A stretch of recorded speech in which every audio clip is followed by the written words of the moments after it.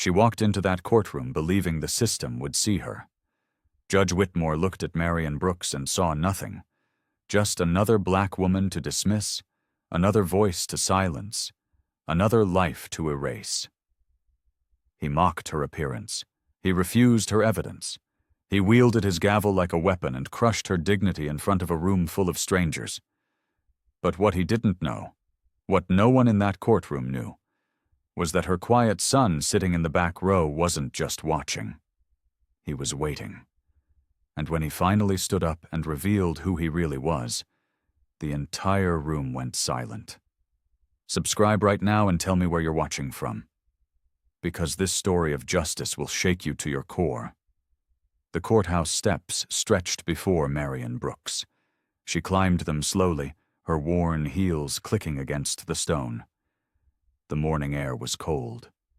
Her breath made small clouds. Inside, fluorescent lights hummed overhead. People moved past her without looking. Marion felt invisible.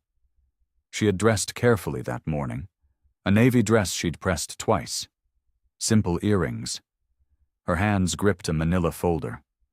The security line snaked forward. A guard waved her through the metal detector. It beeped once, sharp and accusing. Marion's stomach tightened. "Empty your pockets," the guard said. "I don't have anything," Marion said. Her voice was steady. She stepped through again. This time, silence. The guard nodded her forward. The hallway was long. Courtroom signs hung on walls. People in suits rushed past. Lawyers, she guessed. They carried briefcases and confidence. Marion carried only her folder and her dignity. She found courtroom 4B. The wooden door was heavy. She pulled it open. Inside, rows of benches faced a high desk. The judge's bench. Empty for now. Marion chose a seat in the middle, not too far forward, not hiding in the back. Others filed in, a man in an expensive suit, a woman with a tablet. They didn't look at Marion. She was used to that. A door opened behind the bench. A clerk entered. Then a bailiff. Then him. Judge Conrad Whitmore. Tall. Silver hair. Black robes that made him look like a shadow. He settled into his chair with practiced ease. "All rise," the bailiff called. Marion stood. Her legs felt weak. She'd been standing against systems her whole life. This was just another day. Whitmore's eyes scanned the room. They passed over Marion without stopping. Something shifted in his expression. Boredom. Dismissal. "First case," he said. His voice was deep, authoritative, the kind of voice people obeyed. The clerk called a name, not hers. Marion sat again. She watched the judge work. His questions were quick, his rulings faster. He barely looked at the people before him. Marion felt afraid, not of losing her home. She'd lost things before. She was afraid of being erased, made small, told she didn't matter. The case before hers ended. The room shifted. Papers rustled. "Brooks versus Hillside Properties," the clerk called. Marion stood. Her breath caught. This was it. She walked to the front. Her heels clicked on the floor. Each step felt heavy. When she reached the table, she set down her folder. Whitmore looked at her. Really looked. His eyes narrowed. "You're representing yourself?" he asked. "Yes, Your Honor," Marion said. The silence stretched. Whitmore's mouth curved. Not quite a smile, something colder. "This should be quick," he said. Marion's hands rested on the table. She kept them still. Whitmore flipped through papers without reading them. His movements were careless, dismissive. "Ms. Brooks," he said, "you're here regarding an eviction notice. Is that correct?" "Yes, Your Honor," Marion said. "And you believe the eviction is unwarranted?" "I do." Her voice was calm. She'd practiced this. Whitmore leaned back in his chair. He studied her. Not like a judge, more like someone deciding if she was worth his time. "On what grounds?" he asked. I paid my rent on time, Marion said. Every month for 3 years. I have receipts. She opened her folder. Whitmore held up a hand. I don't need to see them, he said.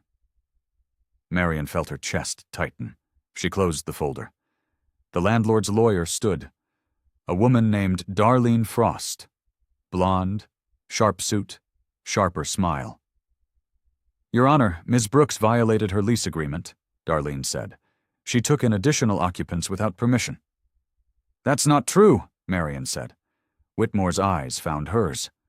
Cold. Hard. You'll speak when I ask you to speak, he said. His voice was firm. Final. Marion's jaw clenched. She nodded once. Continue, Miss Frost, Whitmore said. Darlene smiled. She laid out papers, photographs, a timeline. All of it painted Marion as a problem tenant, a liar, someone who didn't follow rules. My son visits, Marion said. He doesn't live with me. Whitmore didn't look at her. Miss Frost, do you have documentation of these visits? He asked. We have testimony from other tenants, Darlene said. They report seeing a man entering and leaving the apartment regularly. My son, Marion said again. Something shifted in Whitmore's expression. Annoyance, he turned to her fully. Ms. Brooks, your financial situation is clearly unstable, he said. Your employment history shows multiple job changes. Your credit score is below acceptable standards. That has nothing to do with my rent, Marion said. Her voice was stronger now. Anger pushed through the fear. Whitmore's eyes narrowed. It has everything to do with it, he said. It speaks to character, reliability, the kind of person you are. The words hit hard. Marion felt them in her chest, in her throat, the kind of person. She knew what he meant, what he saw when he looked at her. A black woman. Single. Working class. Less than. I've never missed a payment, Marion said. Her voice was quiet, dignified. Whitmore waved a hand. This hearing is a waste of court time, he said. The eviction stands. Case dismissed. Your Honor. Dismissed, Whitmore said. The gavel came down. Sharp. Final. Marion stood frozen. Her hands gripped the folder. The room felt smaller, the air thinner. Darlene gathered her papers. She glanced at Marion. Pity. Or was it triumph? Marion turned. Her legs moved on their own. She walked back through the courtroom, past the benches, past the people who hadn't cared. At the back, a man sat alone. Young, dark suit, quiet, her son, Ethan. His eyes found hers. Concern, anger, love. Marion kept walking. Miguel Reyes watched Marion leave. He'd been standing at the side of the courtroom. Public defender. 20 years of watching people lose. This was worse. This was cruelty disguised as justice. He stepped forward. Your Honor, may I approach? Miguel asked. Whitmore looked up. Irritation flashed across his face. The case is dismissed, Mr. Reyes, he said. Ms. Brooks has evidence, Miguel said. Receipts, documentation. She deserves to present them. She had her chance. Miguel's jaw tightened. He'd seen Whitmore do this before. Dismiss people before they could speak. Decide cases based on appearance, on prejudice. Your Honor, she wasn't given proper opportunity to— Are you questioning my judgment? Whitmore asked. His voice was dangerous, low. Miguel felt the weight of it. Career, reputation, all the things that could disappear with one wrong word. No, Your Honor, Miguel said. The silence stretched. Whitmore smiled. It didn't reach his eyes. Good, he said. Next case. Miguel walked back to his seat. Shame burned in his chest. He'd backed down. Again, the system demanded it. Bow, be quiet, survive. But Marion's face stayed in his mind, her dignity, her refusal to beg. Outside the courtroom, Miguel found her. She stood by a window, staring at nothing. Ethan stood beside her, protective, silent. Ms. Brooks, Miguel said. She turned. Her eyes were dry. No tears, just exhaustion.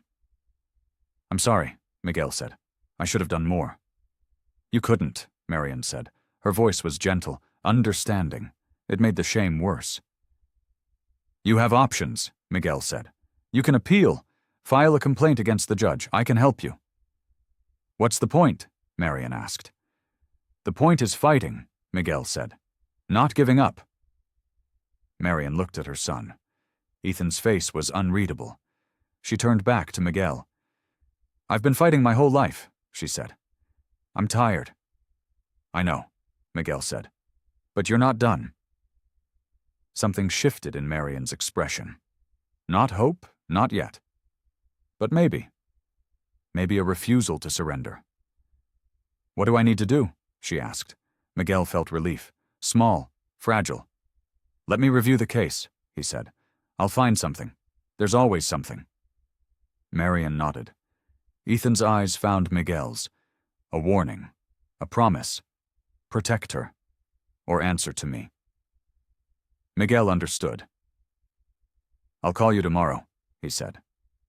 Marian took Ethan's arm. They walked toward the exit. Miguel watched them go. 2. People against a system designed to break them. He'd seen this story before. It never ended well. But something about Marian made him want to try. One more time. Fight one more battle. He pulled out his phone, started making notes. Whitmore's behavior, his dismissal of evidence, his prejudice. It was all there, clear as day. The question was whether anyone would care. Ethan sat in the gallery, silent, watching.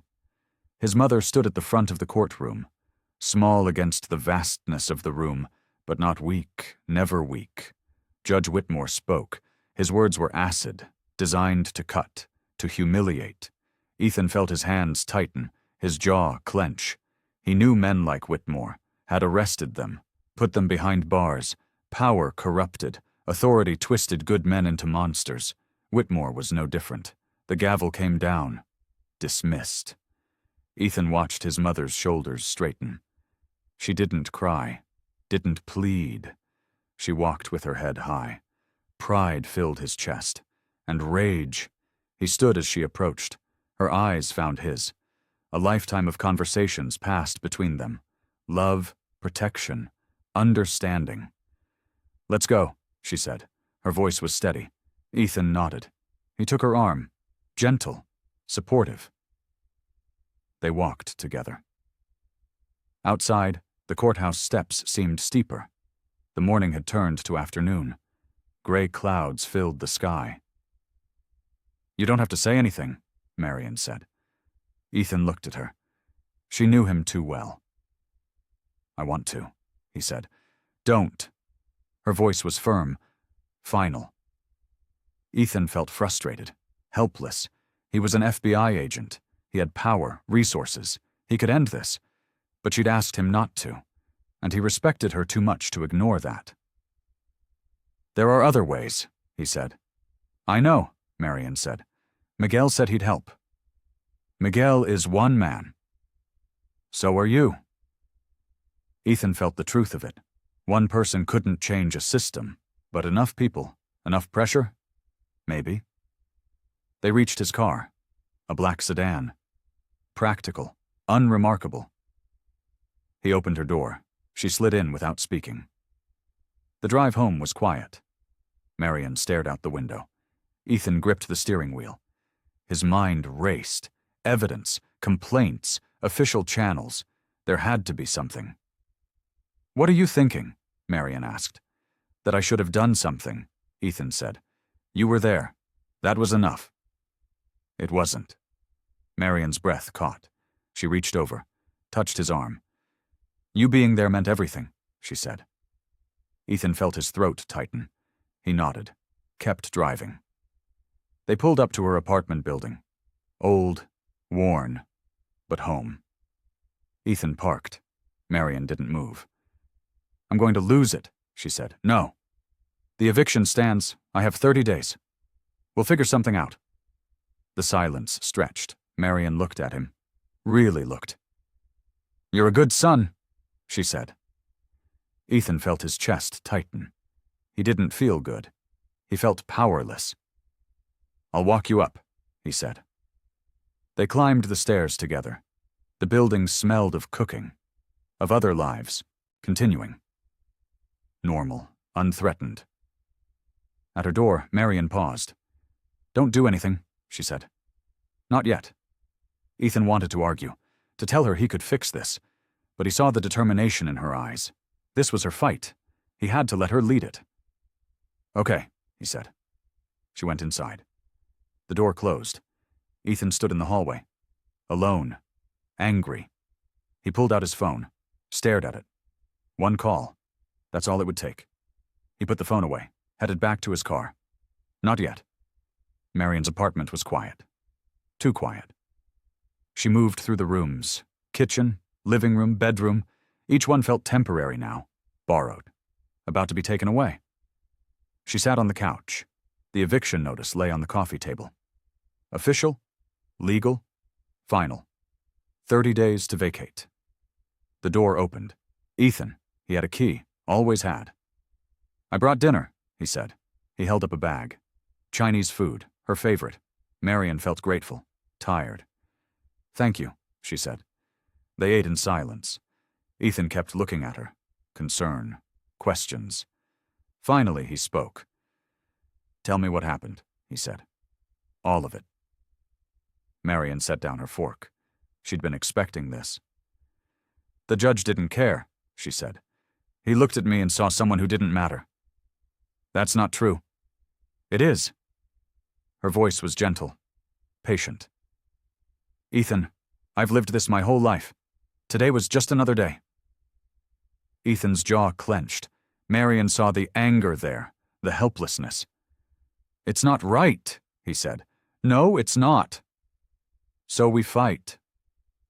Marion felt her chest tighten. She'd been fighting for 40 years. Every job interview, every apartment application, every interaction with authority. She was exhausted. "I don't know if I have the strength," she said. Ethan leaned forward. His eyes found hers. "You're the strongest person I know," he said. "I'm tired." "I know. But you're not done." The silence stretched. Marion thought about the courthouse. Whitmore's face, his dismissal, the way he'd made her feel less than human. That was the part that hurt most. Not losing the apartment, losing her dignity. "What do you want to do?" Ethan asked. Marion considered. She could accept the eviction, find somewhere smaller, cheaper, start over, again, or she could stand her ground, demand to be seen, to be heard. "I want to fight," she said. Her voice was quiet, resolved. Ethan nodded. "Then we fight," he said. "But I do it my way," Marion said. "No pulling strings, no using your position." Ethan's face changed. Surprise. He'd been planning exactly that. "Mom, promise me," Marion said. The silence hung between them. Ethan struggled. She could see it. His need to protect her, his ability to make this stop. "I promise," he said. His voice was reluctant, honest. Marion felt relief. This had to be her victory, not his. "Miguel said he'd help," she said. "I'll start there. What can I do?" "Be here. Be my son. That's enough." Ethan nodded. But Marion saw something shift in his expression. He was planning, thinking. She knew him too well. "Ethan," she said. "I promised," he said. "I won't use my position." Good. They finished dinner, cleaned up together. Normal. Domestic. As if the world wasn't trying to take everything from her. When Ethan left, Marion stood at the window. The street below was dark. Quiet. She felt alone, but not defeated. Tomorrow she'd call Miguel, start building a case, gathering evidence. Today she'd survived. That was enough. The phone rang 3 times before Darlene Frost answered. "Ms. Brooks," she said. "I was expecting your call." Her voice was smooth, professional. Marian sat at her kitchen table, papers spread before her. "I received your settlement offer," Marian said. "And?" "It's insulting." The silence stretched. Marian heard papers rustling. "It's fair," Darlene said. "You leave quietly, no eviction on your record. You get 2 months to relocate." "And I admit fault," Marian said. "It's a formality." "It's a lie." Darlene's voice changed, harder, less patient. "Ms. Brooks, you're in no position to negotiate," she said. "I'm in a position to demand justice." "Justice?" Darlene laughed, sharp, cold. "This is business, nothing more." "It's my home. It's a rental property, one you can no longer afford." Marian felt anger rise. She pushed it down, stayed calm. "I've never missed a payment," she said. "That's not the issue. The issue is lease violations, character concerns, the landlord's right to choose his tenants." "The landlord wants me gone because of who I am," Marian said. "That's a serious accusation." "It's the truth." Darlene was silent. When she spoke again, her voice was careful. "Take the settlement," she said. "Walk away with something, or lose everything in court." "I already lost in court," Marian said. "Exactly. So why keep fighting?" Marian looked around her apartment. 20 years of memories, of building a life, of raising her son alone. This place mattered. "Because I'm not wrong," she said. "Right and wrong don't matter," Darlene said. "Power does, and you don't have any." The words stung. Designed to. Marian felt her breath catch, but she didn't break. "I have dignity," she said. "Dignity doesn't pay rent." Marian ended the call. She set the phone down. Her hands shook, not from fear, from rage, controlled, focused. The settlement offer lay before her. She read it again. 2 months, a small payment, and her signature admitting she'd violated the lease. She picked up a pen. For a moment she considered it. The easy way, the safe way. Then she tore the paper in half. She felt lighter, freer. This wasn't about the apartment anymore. It was about refusing to be erased, to be told she was less. Her phone buzzed. A text from Miguel. "Found something. Call me." Marian felt hope, small, tentative. But there. She dialed his number. "What did you find?" she asked. "Whitmore has a pattern," Miguel said. 12 similar cases in the last 2 years, all dismissed. All involving black tenants. Marian's chest tightened. "Can we use it?" she asked. "We can try. I'm filing a complaint with the Judicial Review Board, and I'm requesting a new hearing. Different judge. Will they listen?" "I don't know, but we're going to make them hear us." Something shifted in Marian's expression. Determination. She wasn't alone in this fight. "Thank you," she said. "Don't thank me yet," Miguel said. "This is going to get harder before it gets better." "I know." 2 weeks passed. The new hearing was scheduled. Same courthouse, different courtroom. Marian hoped for a different outcome, but when she arrived, everything changed. "Courtroom reassignment," the clerk said. "You're in 4B. Marian felt her stomach drop. "That's Judge Whitmore's courtroom," she said. "Yes." "I requested a different judge." The clerk barely looked up. "Request denied. Whitmore retained jurisdiction." Marian stood frozen. Miguel appeared beside her. "This isn't right," he said. "It's the assignment," the clerk said. Miguel's jaw tightened. He pulled Marian aside.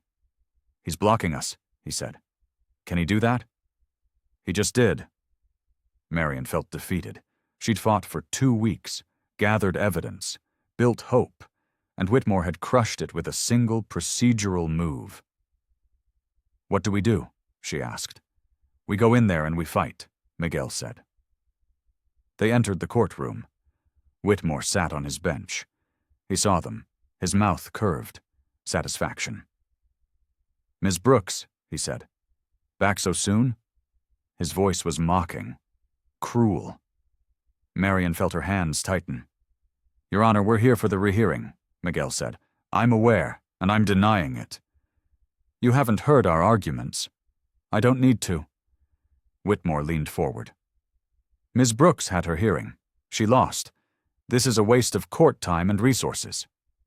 "She has new evidence," Miguel said, "which I'm sure is as irrelevant as the old evidence." Marian stepped forward. "Your Honor, I have receipts showing every rent payment," she said. "I have testimony from neighbors. "I don't care what you have," Whitmore said. His voice was sharp, final. Marian felt her breath catch. "You can't just dismiss—" "I can do whatever I want in my courtroom," Whitmore said.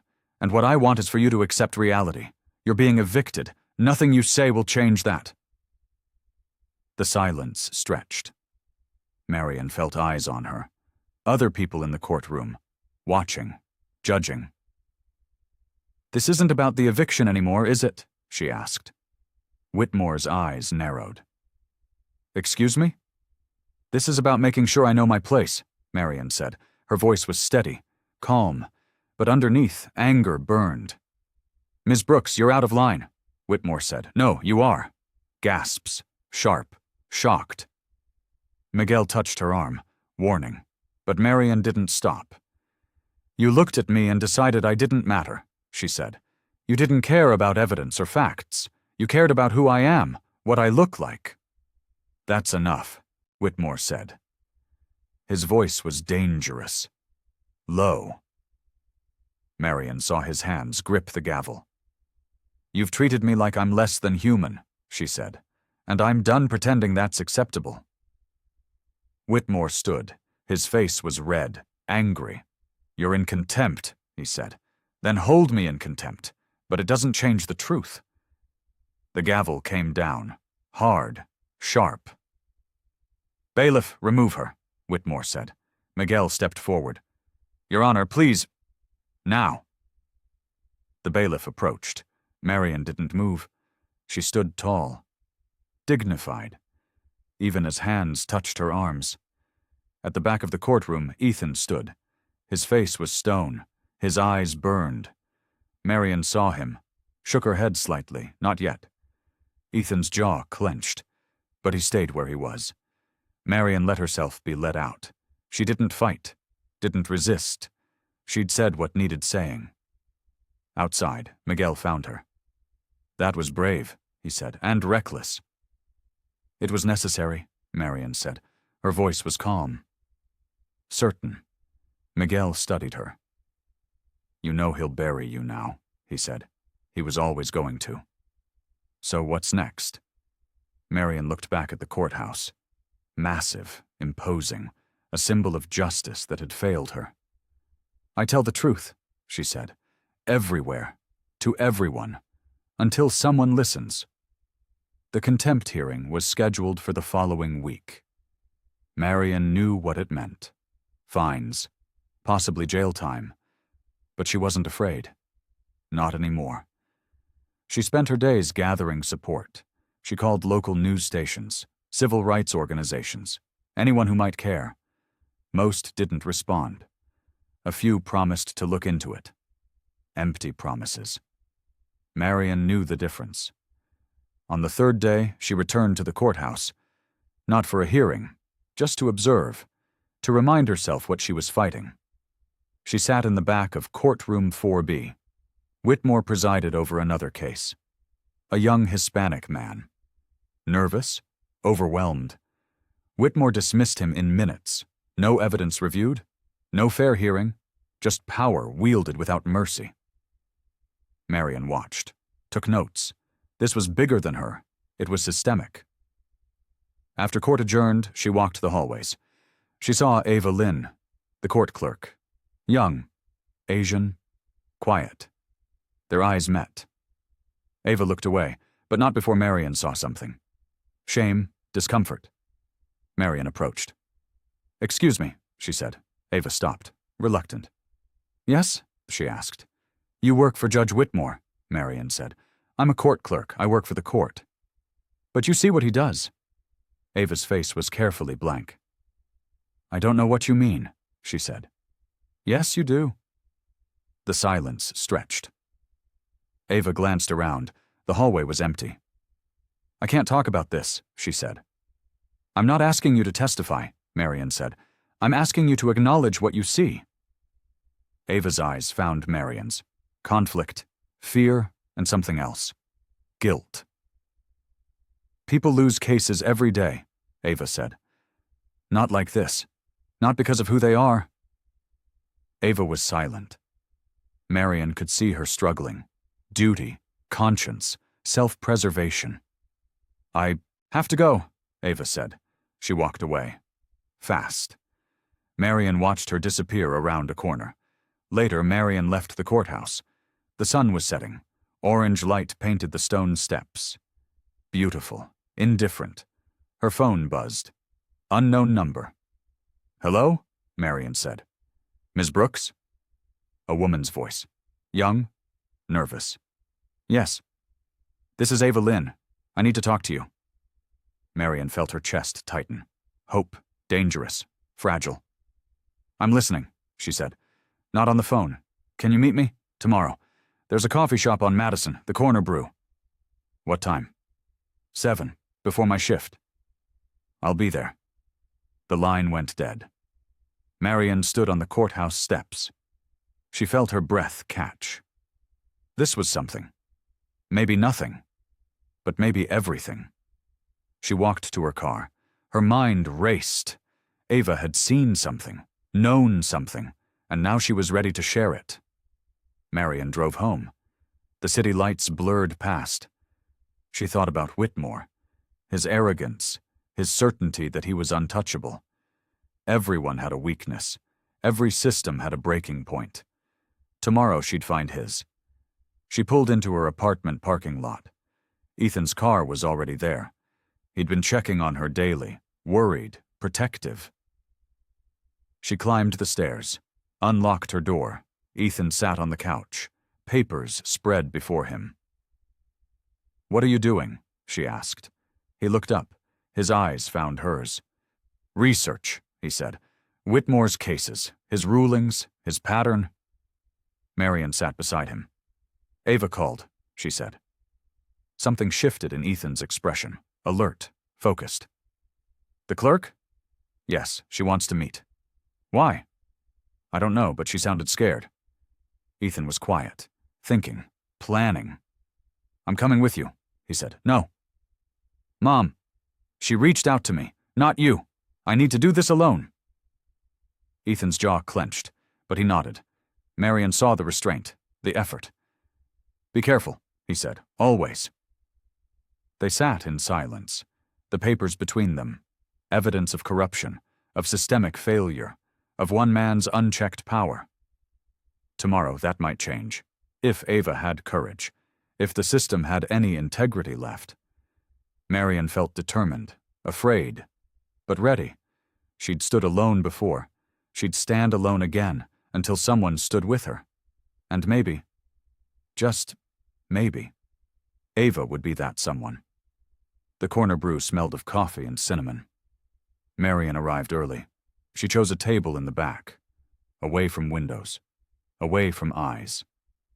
7 o'clock came, then 7:15. Marion felt her stomach tighten. Maybe Ava had changed her mind. Maybe fear had won. At 7:20, the door opened.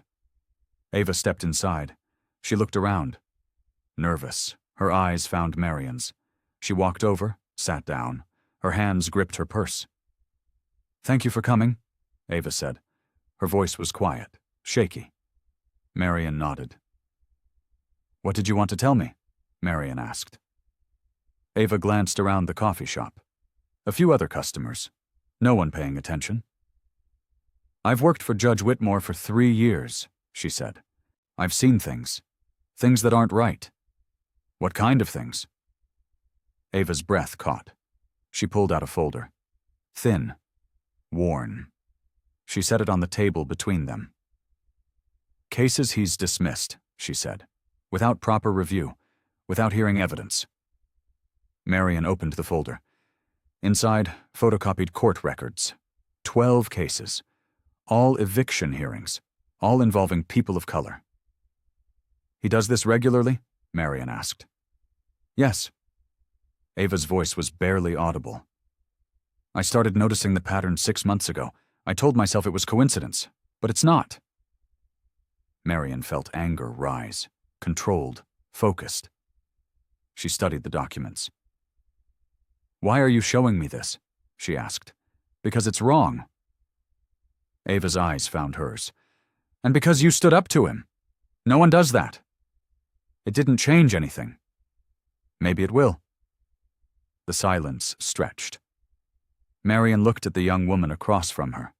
Fear, courage, battling in her expression. This could cost you your job, Marion said. I know. Why risk it? Ava was quiet for a moment. When she spoke, her voice was stronger. My parents came here with nothing, she said. They worked every day, believed in the system, in justice. I can't watch it be corrupted and do nothing. Marion felt her chest tighten. She wasn't alone. Not anymore. What do you want me to do with this? She asked. Show Miguel. File a formal complaint. Make people see. Will you testify? Ava's face went pale. She looked down at her hands. I don't know, she said. I want to, but I'm afraid. I understand. Do you? Ava's voice was sharp, defensive. Do you know what it's like to risk everything? Marion smiled. Sad? Knowing. Yes, she said. I do. The silence hung between them. Ava relaxed slightly. I'm sorry, she said. Don't be. Fear is natural. Courage is what you do despite it. Ava nodded. She stood. Hesitated. There's something else, she said. I overheard Whitmore talking to the landlord's lawyer, Darlene Frost. They were discussing your case. What did they say? That you're a problem. That you need to be dealt with. Made an example of. Marion felt her hands tighten, but her voice stayed calm. Thank you for telling me, she said. Ava left quickly. Marion sat alone. The folder before her. Evidence. Proof. Ammunition. She pulled out her phone. Dialed Miguel. I have something, she said. Something big. Miguel's office was small, cluttered, files stacked on every surface. He cleared a space for Marion. She set down Ava's folder. Where did you get this? He asked. The court clerk, Ava Lynn. Miguel flipped through the pages. His jaw clenched, his eyes narrowed. This is damning, he said. Can we use it? We can try, but we need Ava to testify, corroborate the pattern. She's afraid. I don't blame her. Miguel looked up. Whitmore will destroy her career. Then we protect her. How? Marion didn't have an answer. She felt frustrated, helpless. Every step forward revealed another obstacle. What about the other victims? She asked. The people in these cases. Can they testify? Miguel considered. He pulled out his phone, started making notes. Maybe, he said, if we can find them, if they're willing to speak. They will be. They were wronged, just like me. Miguel's voice was careful, gentle.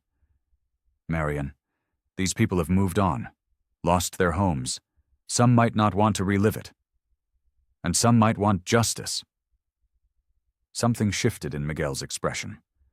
Respect, admiration. You're not going to stop, are you? He asked. No. Even if it costs you everything? Especially then. Miguel nodded. He stood, extended his hand. Then let's do this right, he said. File a formal complaint with the Judicial Review Board. Request an investigation. Get this on record. Marion shook his hand. His grip was firm, committed. How long will it take? She asked. Weeks, maybe months. These things move slowly. I have 30 days before eviction. I know, I'm working on a stay, buying us time. Marion felt grateful, exhausted. The fight kept growing, expanding. She'd started with one eviction. Now she was challenging an entire system. "Thank you," she said. "Don't thank me yet." They worked for 2 hours, drafting the complaint, documenting the pattern, building a case that couldn't be ignored. When Marion left, the sun was setting. She walked to her car. Her phone buzzed. "Ethan." "Where are you?" he asked. "Miguel's office. I'm heading home now." "I'm making dinner. Come hungry." Marion smiled, small, genuine. Despite everything, she had this, her son, his support, his love. "I'll be there soon," she said. She drove through the city. Traffic was light.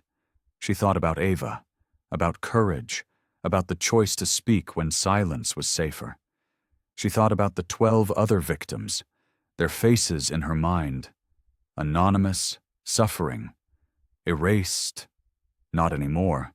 She'd give them voice, whether they wanted it or not. At her apartment, Ethan waited.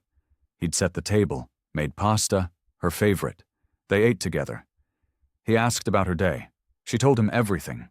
Ava, Miguel, the complaint. Ethan listened. His face was hard, controlled. "This is good," he said. "You're building something. It might not be enough. It's more than you had yesterday." Marion felt her chest tighten. He was right. Progress, small, but real. "Ava's risking everything," she said. "So are you. It's different. I have nothing left to lose." Ethan's eyes found hers, serious, intense. "You have me," he said. Marion's breath caught. She reached across the table, took his hand. "I know," she said. They sat in silence, mother and son, warriors, together. Ethan sat across from Special Agent Nora Hale. Her office was pristine, organized, a reflection of her mind. "You wanted to see me?" Nora asked. "Yes." Ethan's voice was steady, professional. "I need advice, personal advice." Nora leaned back. She studied him. They'd worked together for 5 years. She knew when something mattered. "Talk to me," she said. "My mother is facing an eviction," Ethan said. "The judge handling her case is corrupt, prejudiced. I have proof." "What kind of proof?" "A pattern of discrimination. 12 cases, all dismissed without proper review, all involving people of color." Nora was quiet, thinking. Her fingers tapped her desk. "This is outside our jurisdiction," she said. "I know, but I have resources, contacts. I could make this stop." "By revealing yourself?" Ethan nodded. Nora's expression changed. Concern. Warning. "Ethan, your anonymity is crucial," she said. "You're working undercover operations, deep cover. If your identity becomes public, I know the risks." "Do you?" Nora leaned forward. "You'd compromise years of work, active investigations, your career. My mother is losing her home. And that's terrible, but you can't save everyone." The silence stretched. Ethan felt anger rise. He pushed it down. "She's not everyone," he said. "She's my mother."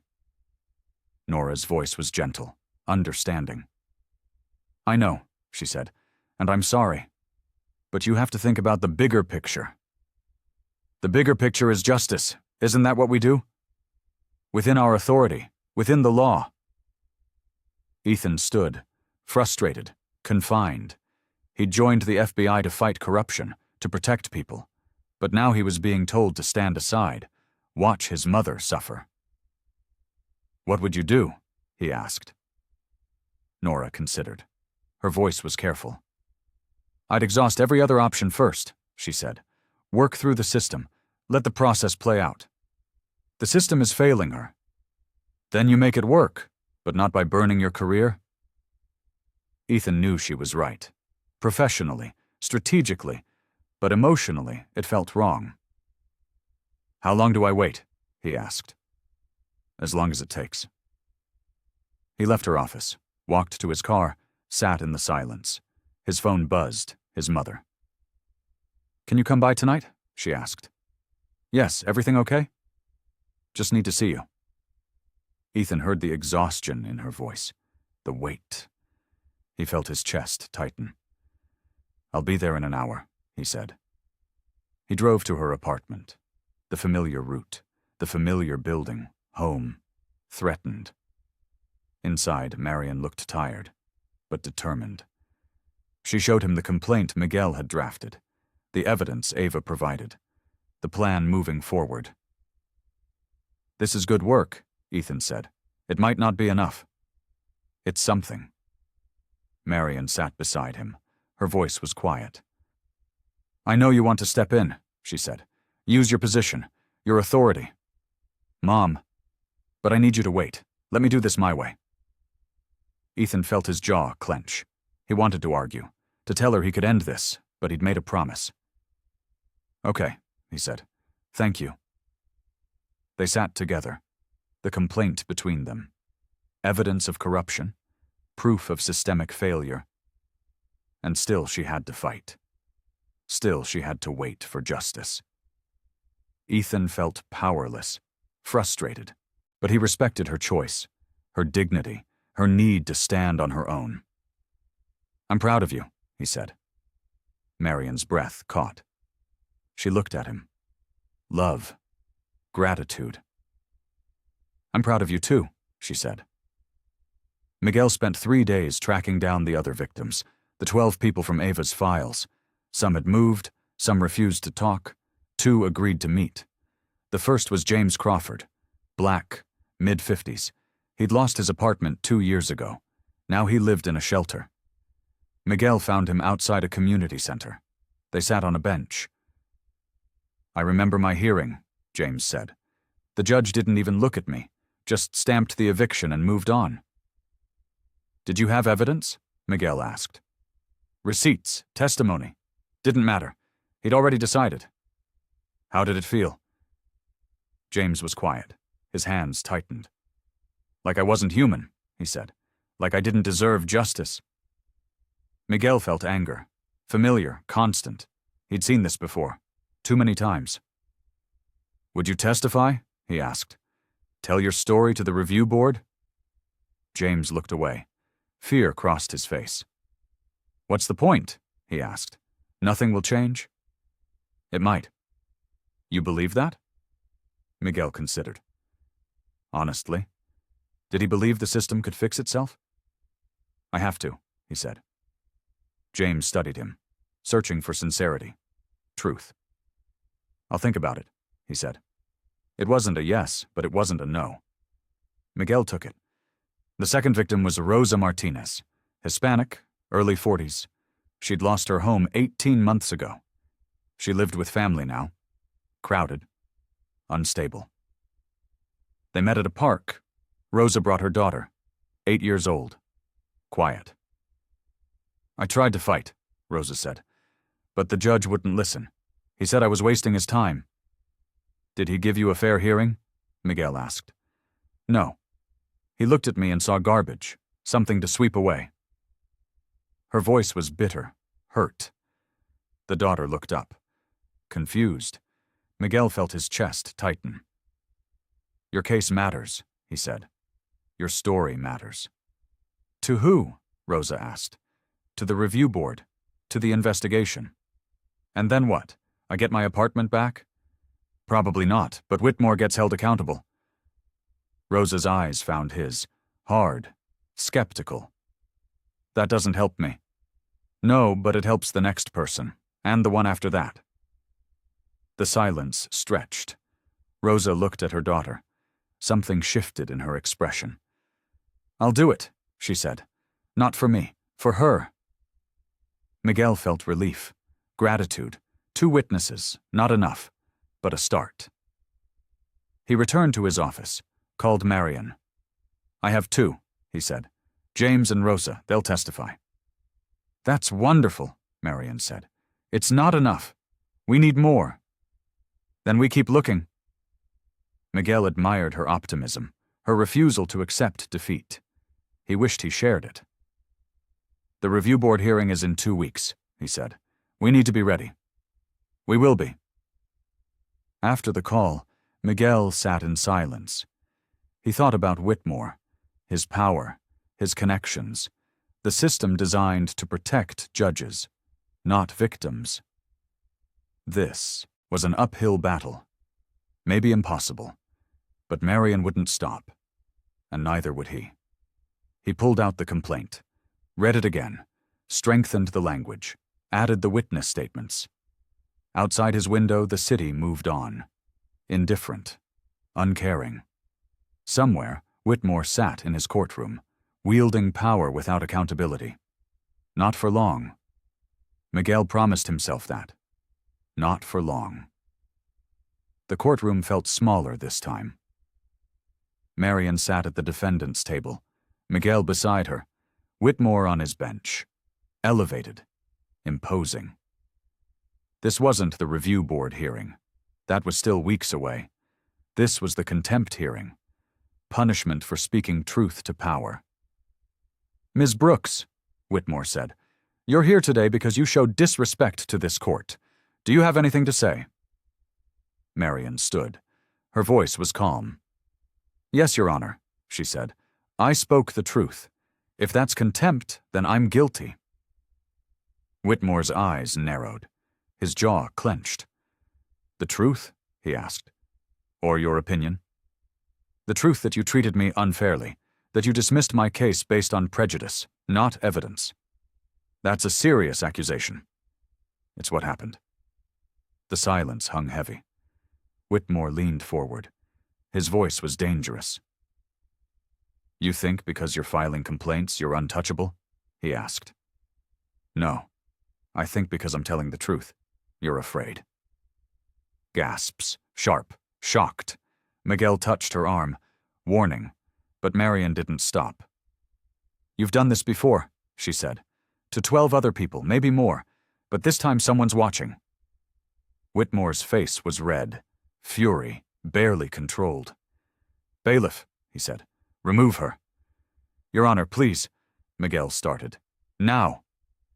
The bailiff approached. Marion didn't resist. She gathered her things, stood, dignified. "This isn't over," she said. Whitmore's voice was ice. "Yes, it is. You're banned from my courtroom. Any future filings will be dismissed. You're done."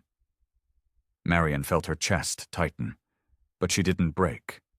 She walked out, head high. In the hallway, Miguel found her. "That was reckless," he said. "It was necessary. He can block every legal avenue now. He just gave himself cover.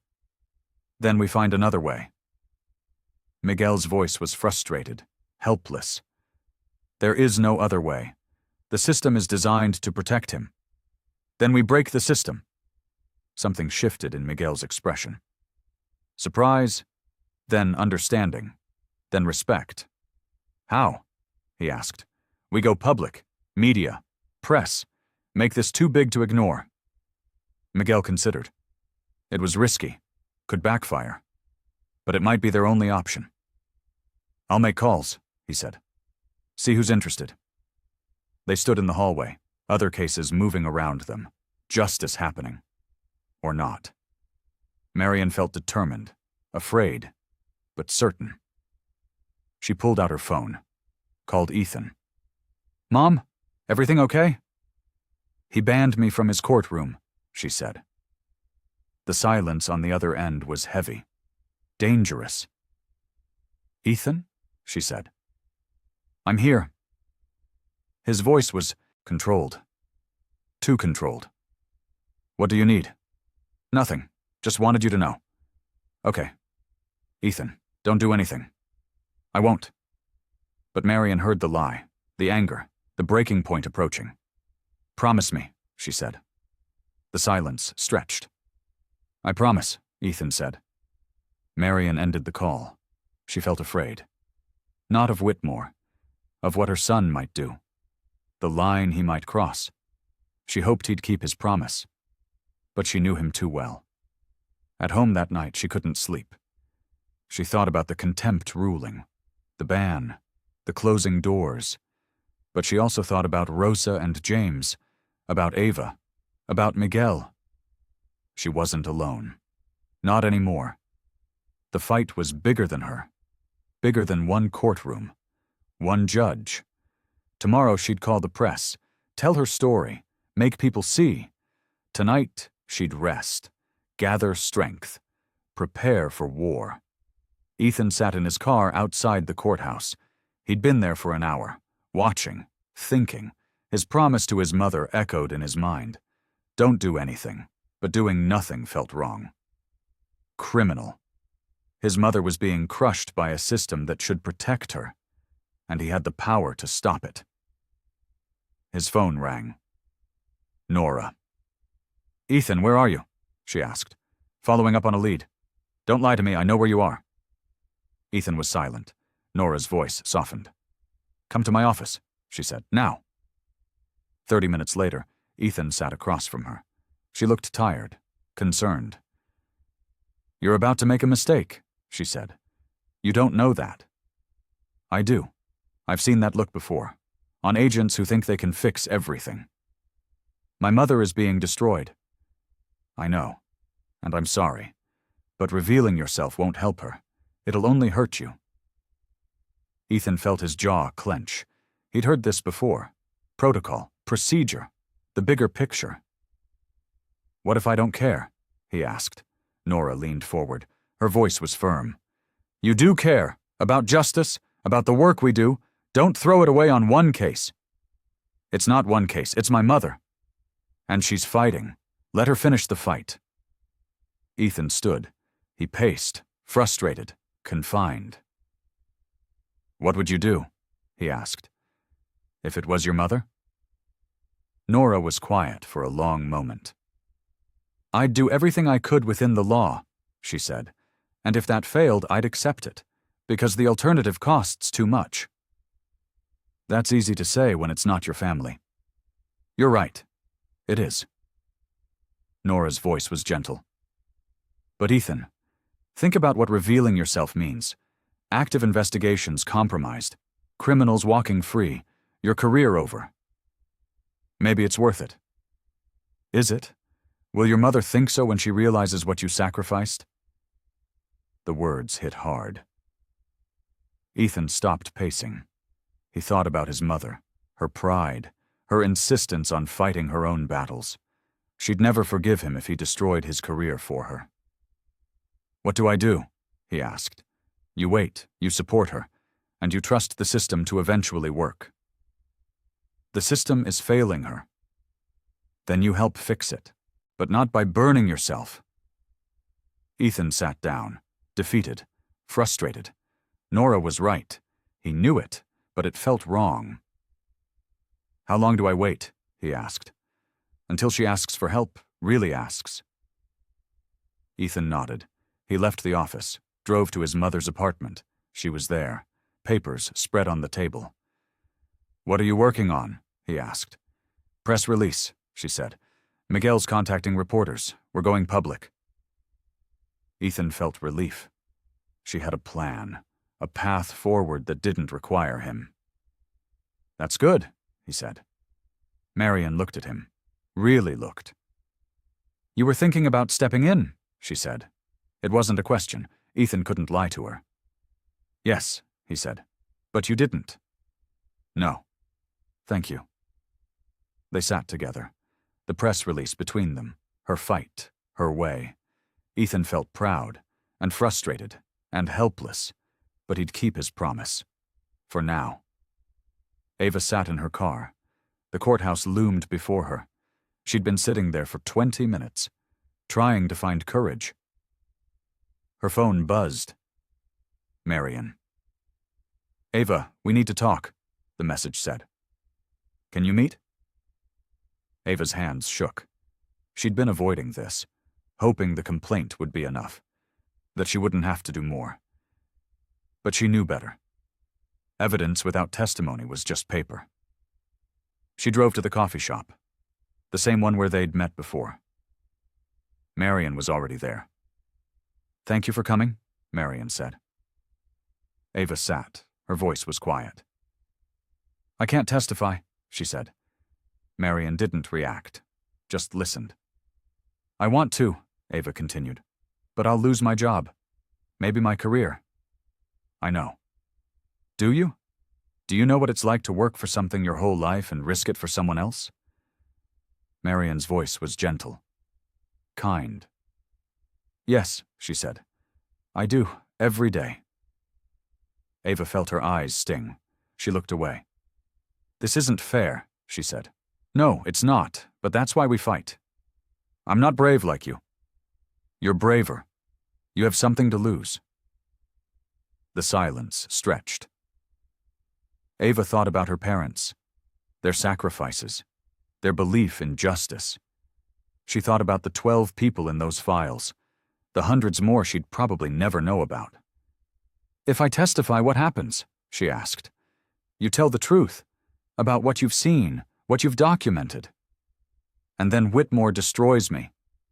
Maybe. Or maybe the truth protects you. Ava wanted to believe that, but she'd seen how power worked, how systems protected themselves. I need time, she said. The review board hearing is in 2 weeks. I know. Marian reached across the table, touched Ava's hand. Whatever you decide, I'm grateful, she said. You've already done more than you had to. Ava felt her chest tighten. She stood, confused, afraid. I'll think about it, she said.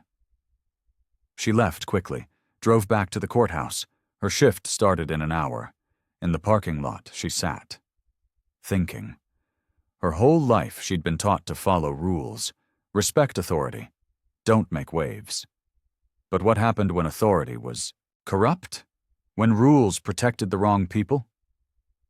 She pulled out her phone, dialed her mother. Mom, she said. Ava, what's wrong? I need advice about work, about doing the right thing when it costs everything. Her mother was quiet. Then she spoke. Her voice was firm. You already know what to do, she said. You just need permission to do it. What if I fail? Then you fail with integrity. That's all anyone can ask. Ava felt her breath catch. She knew what she had to do. Thanks, Mom, she said. She ended the call. Texted Marian. I'll testify. Tell Miguel I'm in. The response came immediately. Thank you. You're changing lives. Ava sat in her car, shaking, terrified, but certain. She'd made her choice. Now she had to live with it. Inside the courthouse, she went to her desk. Whitmore passed by. He nodded. Dismissive. Unaware. Ava felt her hands tighten. He had no idea what was coming, what she knew, what she'd do. The thought gave her strength. Small, fragile, but real. She started her work, normal, routine, but everything had changed. She was a witness now, a threat, an ally to the powerless, and Whitmore would never see it coming. The courtroom was full. Marian sat in the back. She wasn't allowed closer. Banned. But she wouldn't stay away. Whitmore presided over another eviction case. A young black woman. Nervous, overwhelmed.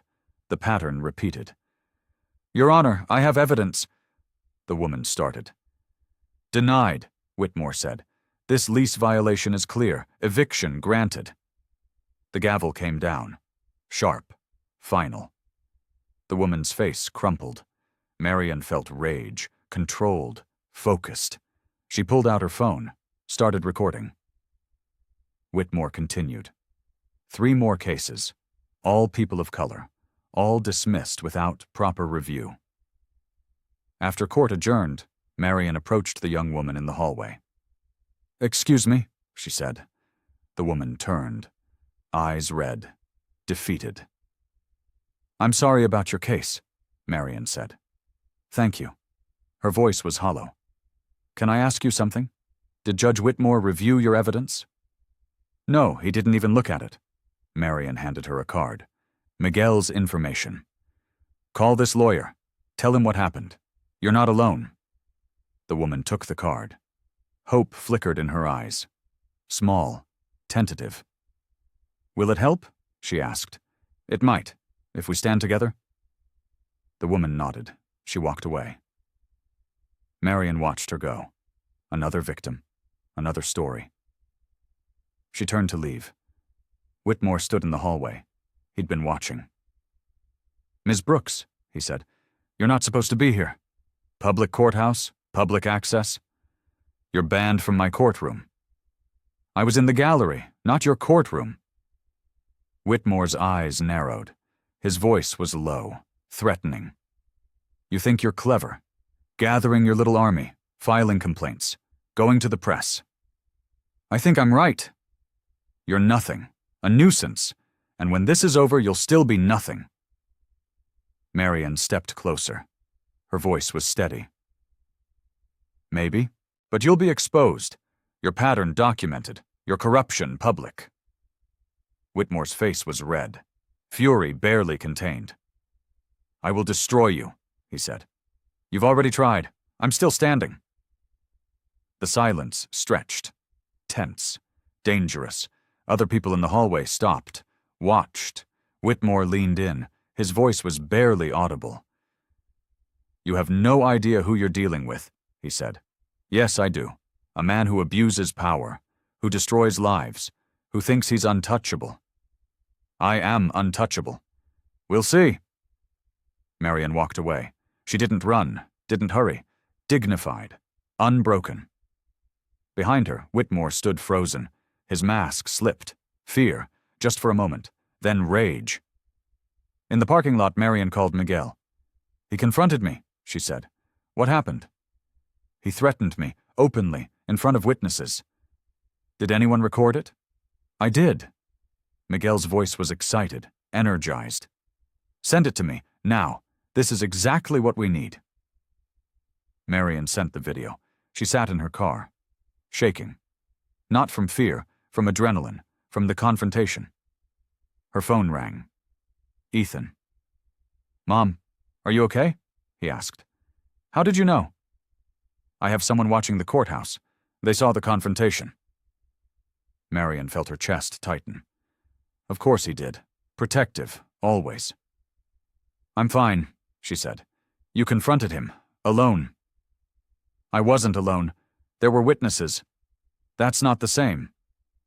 "Ethan, I know. I promise not to step in. But I can't stand by if he threatens you. He already has. Many times. This time we have proof." The silence stretched. Ethan struggled. She heard it. "Okay," he said. "But if he escalates, then we deal with it, together." Ethan's voice was quiet. "I'm coming over tonight." "Good. I'll make dinner." She ended the call, started her car. The review board hearing was 10 days away. Whitmore knew it. He was escalating. Desperate. Desperate men were dangerous, but they also made mistakes. Marion drove home. The city moved around her, indifferent, unchanged. But change was coming. She felt it, in the evidence, in the witnesses, in the truth demanding to be heard. Whitmore thought he was untouchable. He was about to learn otherwise. The review board hearing was scheduled for 10 o'clock. Marion arrived at 8. She wanted time, space, to prepare herself. Miguel met her in the hallway. He carried files, evidence, their case built over weeks of work. "Ready?" he asked. "As I'll ever be," Marion said. They entered the hearing room, smaller than a courtroom, a long table at the front, 3 review board members, all judges, all older, all white. Marion felt her stomach tighten. She'd hoped for diversity, for understanding. But this was the system. This was what they had. Whitmore entered. He wore his robes, a power move, reminding everyone of his status, his authority. He sat across from Marion. Their eyes met. His were cold, confident. Hers were steady, unafraid. The hearing began. Miguel presented the complaint. 12 cases. A pattern of discrimination. Procedural violations. Abuse of power. "These are serious allegations," the lead board member said. His name was Judge Harriman. Gray hair, stern face. "They're documented," Miguel said. We have evidence, witnesses, court records. We'll hear from the witnesses, Harriman said. James Crawford testified first. He spoke quietly, nervously, but his story was clear. Whitmore had dismissed his case without reviewing evidence, without giving him a fair hearing. How did that make you feel? Miguel asked. Like I didn't matter, James said. Like my life didn't count. Rosa Martinez testified next. Her story echoed James's. Dismissal, prejudice, no justice. Judge Whitmore called me a waste of time, she said, in front of everyone, like I was trash. Whitmore's lawyer objected. The board sustained it. But the damage was done, the pattern emerging. Then Ava took the stand. Her hands shook, but her voice was clear. I work in Judge Whitmore's courtroom, she said. I've seen him dismiss cases based on appearance, on race, not on merit.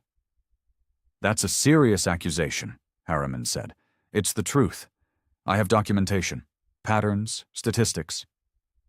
Miguel presented Ava's evidence, the 12 cases, the demographics, the outcomes, undeniable. Whitmore's face was red, angry. His lawyer whispered to him. He shook his head, refused to stay quiet. This is a witch hunt, Whitmore said. These people are lying, trying to destroy my reputation. Why would they lie? Miguel asked. Because they lost their cases, because they're bitter. All of them. 12 people, all lying? The silence stretched. The board members exchanged glances. Doubt, concern. At the back of the room, Ethan sat.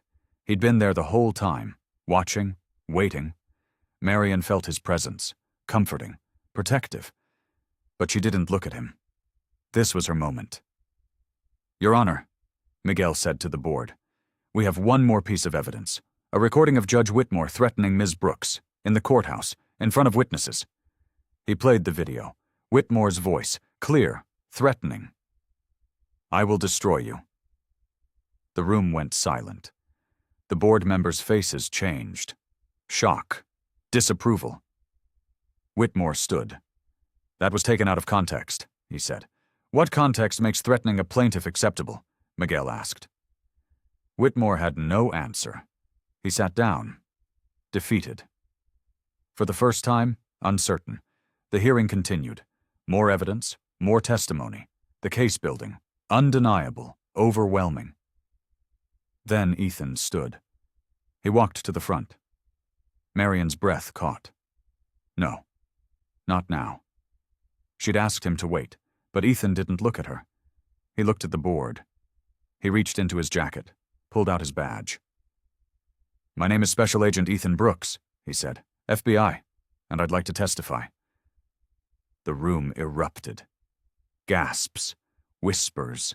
Whitmore's face went pale. Marion felt her chest tighten. Ethan had crossed the line, revealed himself. For her, she wanted to stop him. But it was too late. The truth was out. The board members huddled, whispered, argued. Finally, Harriman spoke. Agent Brooks, this is highly irregular, he said. I understand, Your Honor, Ethan said, but I have information relevant to this case. You're the plaintiff's son. Yes. I'm also a federal agent who's observed judicial corruption firsthand. Whitmore's lawyer stood. This is a conflict of interest, he said. His testimony should be excluded. I'm not here as her son, Ethan said. I'm here as a witness to Judge Whitmore's conduct. Harriman considered. The silence stretched. Finally, he nodded. We'll hear your testimony, he said. But briefly. Ethan took the stand. His voice was steady, professional. I've attended multiple hearings in Judge Whitmore's courtroom, he said. I've observed patterns of bias, dismissals without proper review, hostile treatment of plaintiffs based on race. Why didn't you report this earlier? Harriman asked. I wanted to respect my mother's wishes, let her fight her own battle, but the evidence is overwhelming. Someone had to speak. What's your assessment as a federal agent? Judge Whitmore has abused his position, violated civil rights, obstructed justice. If this were any other official, there would be a federal investigation. The words hung in the air. Heavy. Damning. Whitmore stood. "This is absurd," he said.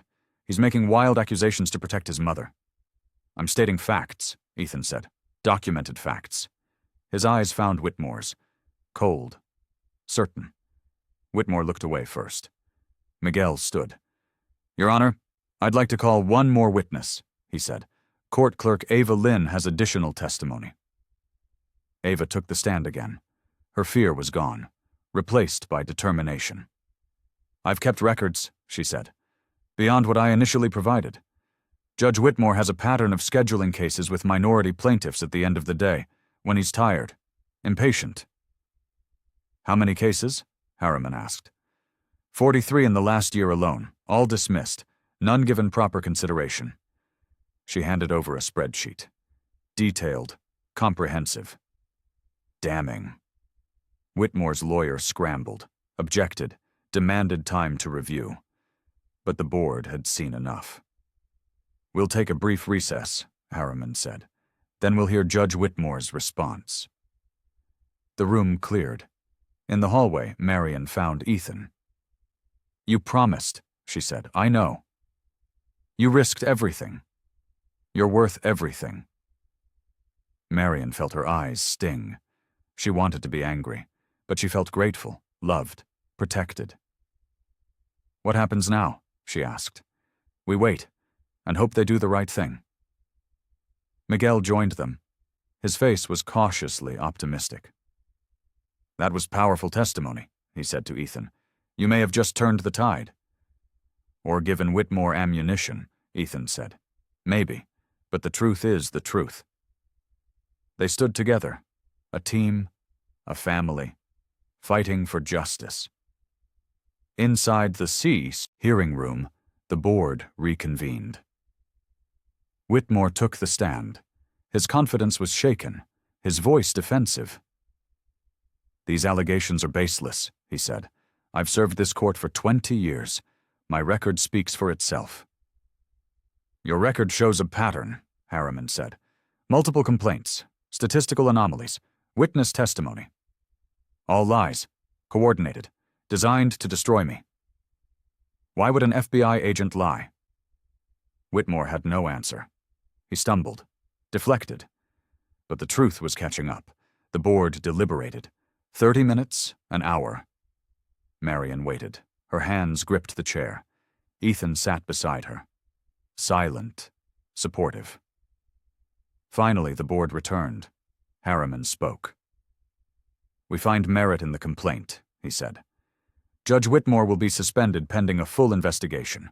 All his current cases will be reviewed." Marion felt her breath catch. Victory. Partial, but real. "Furthermore," Harriman continued, "Ms. Brooks's eviction case is reinstated. A new hearing will be scheduled with a different judge." Relief flooded through her.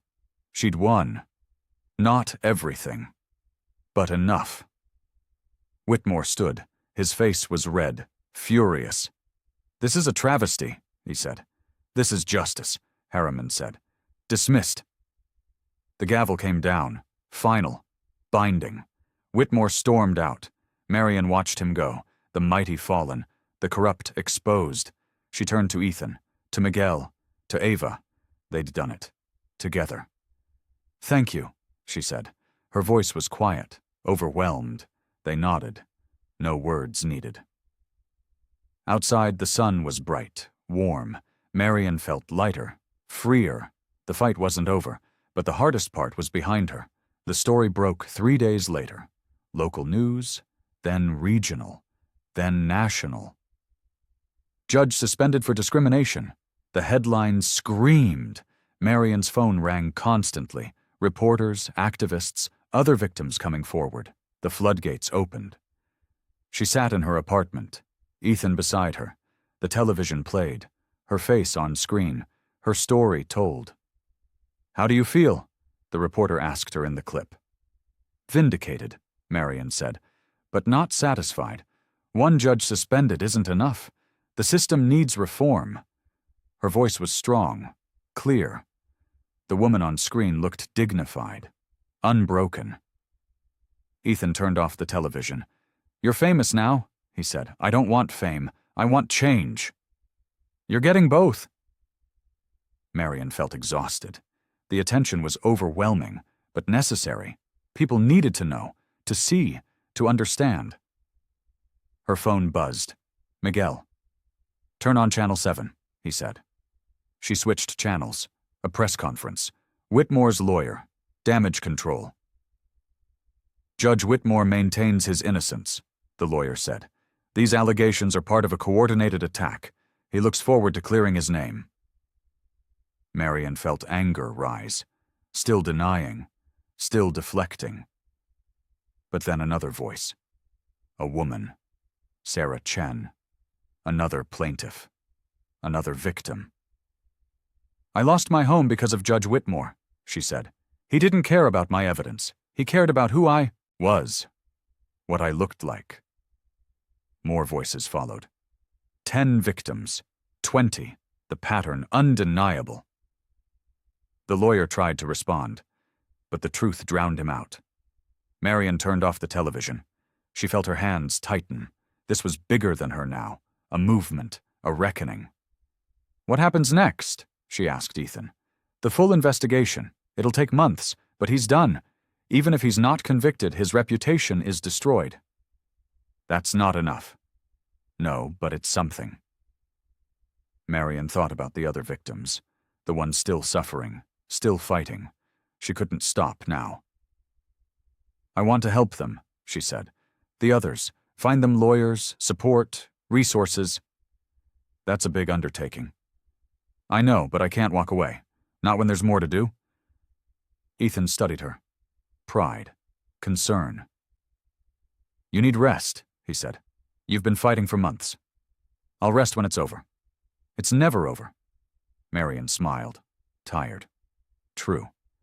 Then I guess I won't rest." The days that followed were chaos.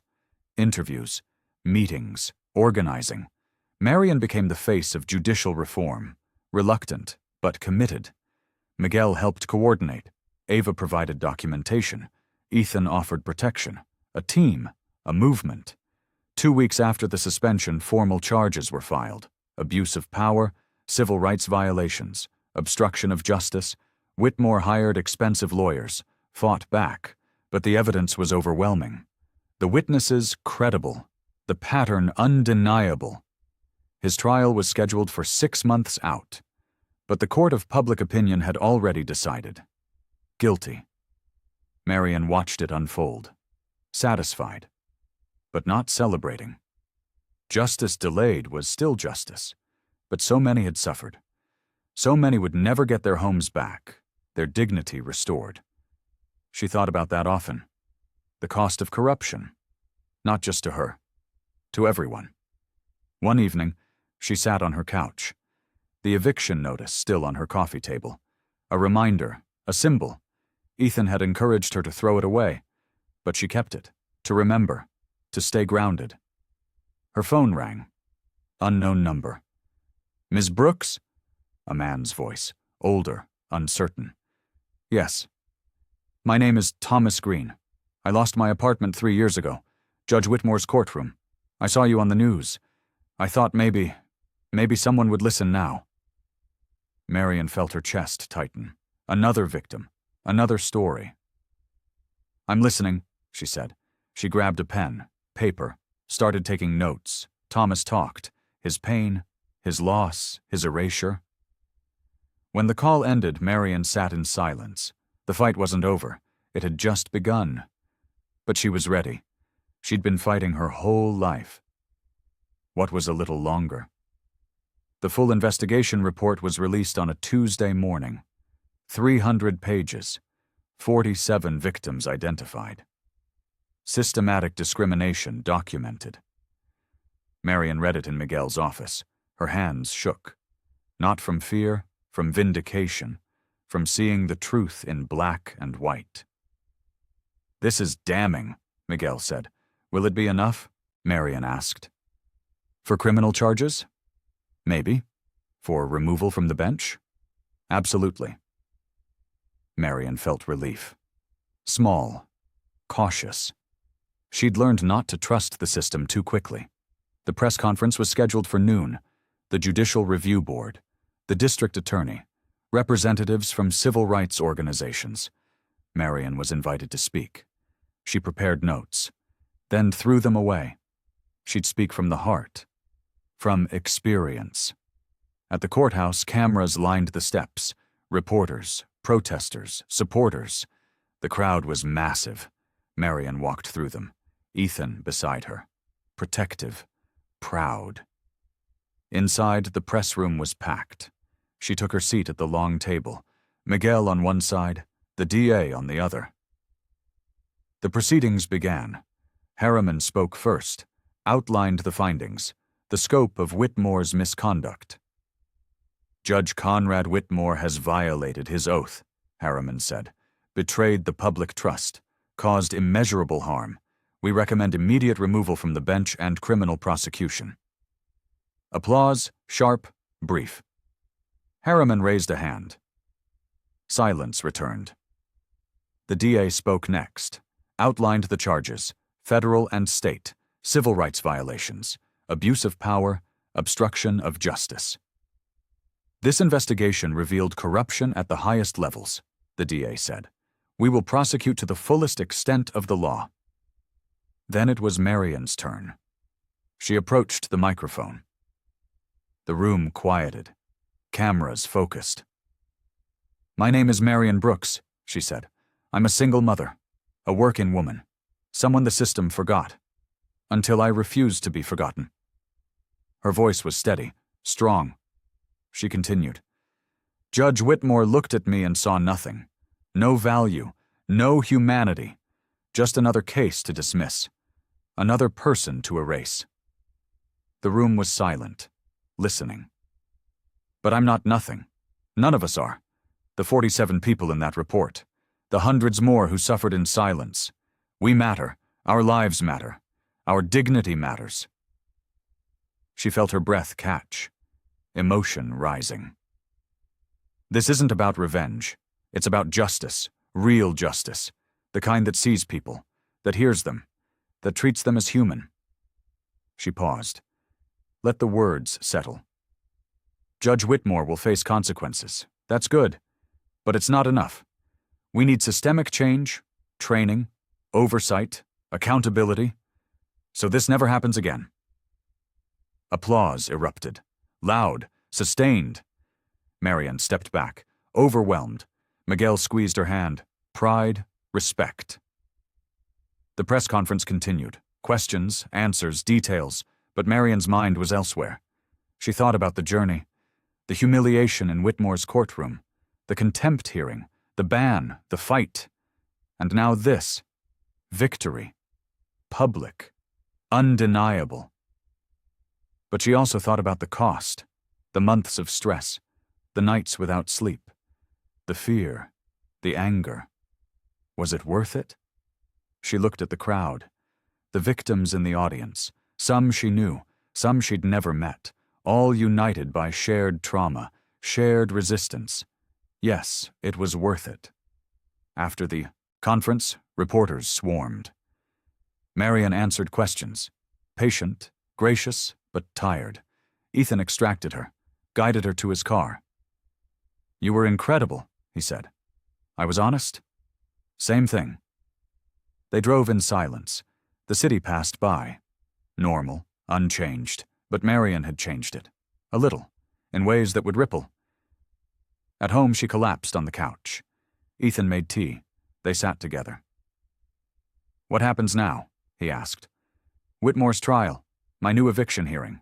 Life. In that order? Marian smiled. Tired. Real. We'll see. Her phone buzzed. A text from Ava. You were amazing. Thank you for everything. Another from Rosa. You gave us hope. Another from James. Justice feels good. Marian felt her eyes sting. She'd done it. Not alone. But she'd led the way. I'm proud of you, Ethan said. I'm proud of all of us." They sat in the quiet. Outside, the world continued. Inside, peace, temporary but earned. Whitmore's removal hearing was quick, efficient, the evidence too strong to fight. Marian attended. She sat in the gallery, watching, as Whitmore faced the same system he'd corrupted. He wore a suit, no robes, no authority, just a man, diminished, exposed. The board read the charges, the findings, the recommendation, removal, permanent, irreversible. Whitmore's lawyer argued, claimed procedural errors, bias, a witch hunt. The board listened, unmoved. "Judge Whitmore," Harriman said, "you had a responsibility to uphold justice, to treat all people equally. You failed, spectacularly." Whitmore's face was stone. No emotion, no remorse. "Do you have anything to say?"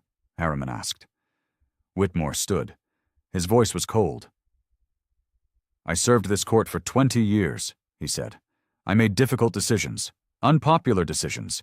That doesn't make them wrong." "It does when they're based on prejudice," Harriman said. "You're destroying a good man to appease a mob." The words stung. Designed to. Marian felt anger rise, but she stayed quiet. This wasn't her moment. "A good man doesn't abuse power," Harriman said. "A good man doesn't discriminate.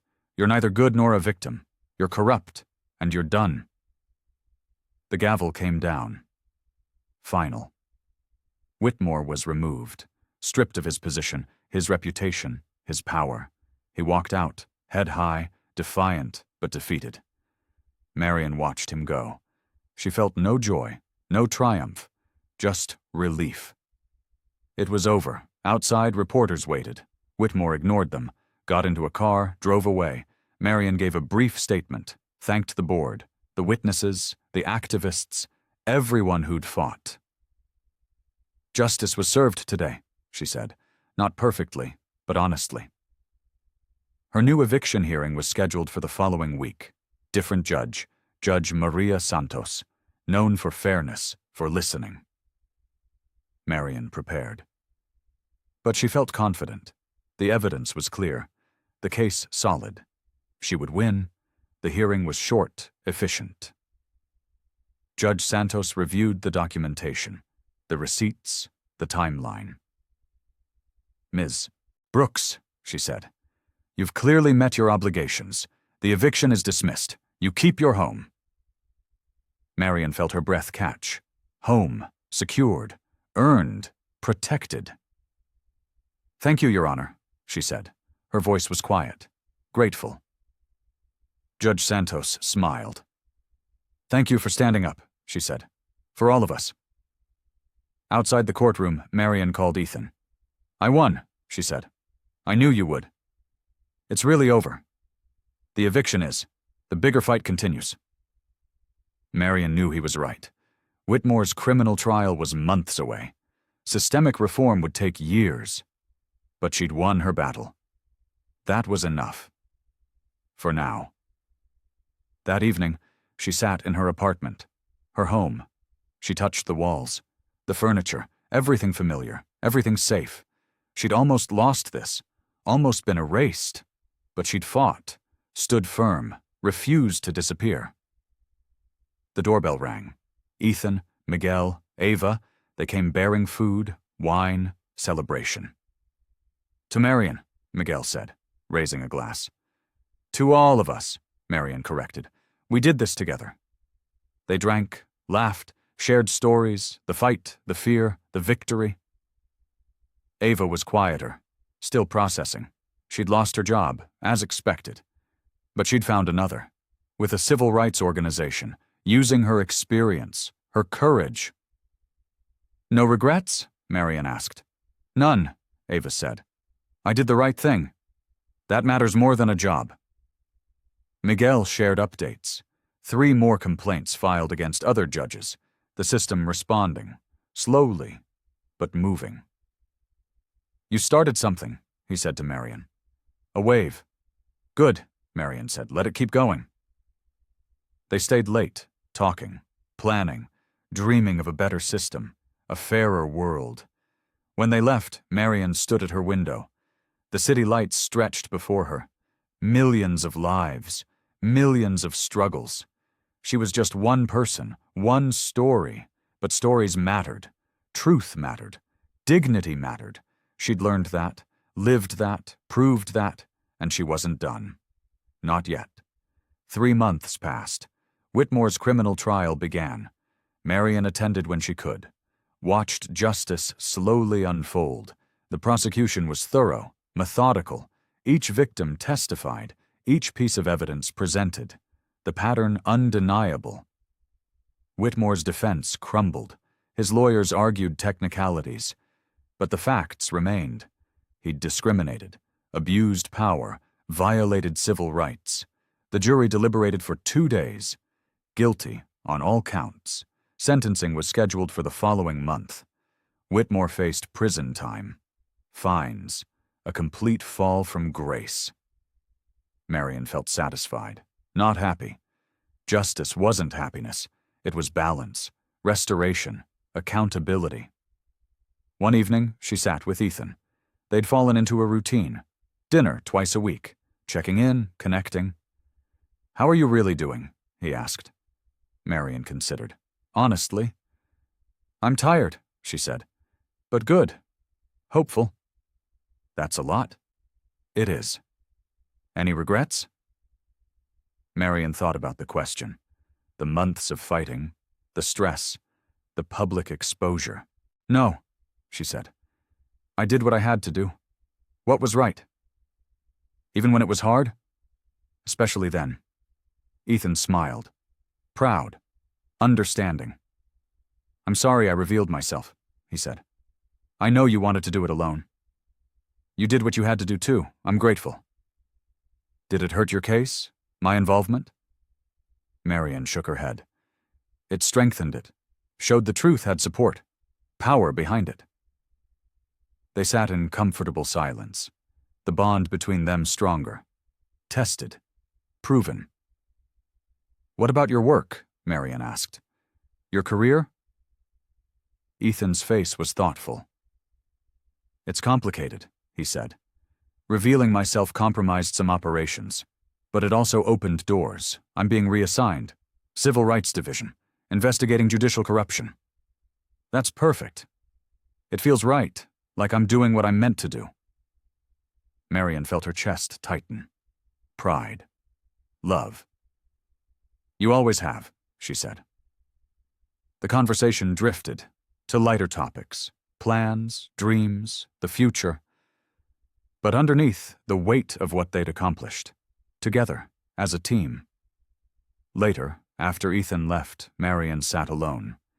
She thought about the journey, where it started, where it led, a simple eviction notice, a corrupt judge, a refusal to back down, and now, systemic change, lives impacted, justice served.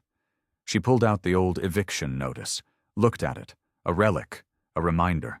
She tore it in half, then quarters, then smaller, until it was confetti. She threw it away. Symbolic, freeing. The past was done. The future was open. She felt ready. For whatever came next. 6 months after Whitmore's conviction, Marion received an invitation. A conference on judicial reform. National. She was asked to speak. She accepted. Prepared remarks, flew to Washington. Spoke to hundreds of advocates, judges, lawyers, policymakers. "Reform isn't just about punishment," she said. "It's about prevention, training, oversight, creating systems that protect people, not power." The audience listened, applauded, asked questions. She answered. Patient, passionate, informed. After her speech, people approached, thanked her, shared their stories, their struggles, their hopes. She listened to each one, gave advice, offered support, connected them with resources. One woman stood out, young, black, nervous. "My name is Keisha," she said. "I'm facing eviction. The judge seems biased. I don't know what to do." Marion took her hand. "You fight," she said. Document everything. Find a lawyer. Stand firm. You're not alone. She gave Keisha Miguel's information, connected her with the civil rights organization where Ava worked, built a support network. Will I win? Keisha asked. I don't know, but you'll know you tried, that you stood up. That matters. Keisha's eyes filled with tears. She hugged Marion, grateful, hopeful. Thank you, she said. Marion watched her go. Another person. Another fight. The cycle continued. But she'd armed Keisha, given her tools, knowledge, support. That was all she could do. Ethan's new assignment was going well. He'd investigated 3 judges, filed reports, initiated reviews. His work mattered, made a difference. They talked weekly, shared updates, victories, frustrations. I understand now, he said during one call. What you went through, the weight of fighting systems.